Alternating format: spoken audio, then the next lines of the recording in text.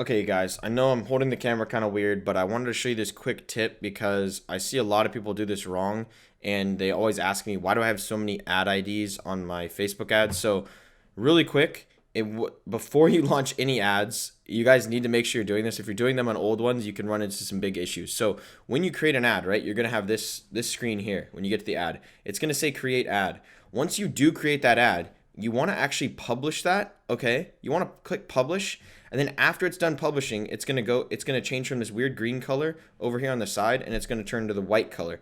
Then what you want to do is go to that same ad, and you want to actually click use existing post. When you do click use existing post, what that's going to do, and you can actually enter your post ID too here, but it should just switch over to use existing post. This publish button will turn green, and then you're going to click that, and then that is going to be your ad ID. The reason this is important, let me go stand over here so it's a little bit more, a little bit better for you guys. The reason this is important is because if you are creating an ad every single time, it's actually going to link to a brand new ad ID. Now, yes, the engagement from the ads will be, if you click the little checkbox, I'll show you, pop it up on the screen here that says, use existing comments and everything on the new post ID.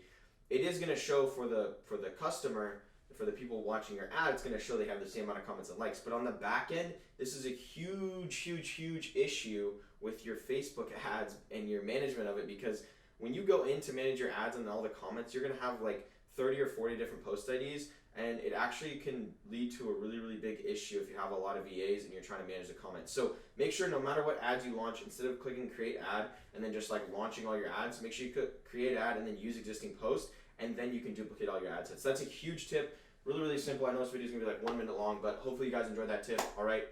See you guys later. Peace. How do I turn this thing off?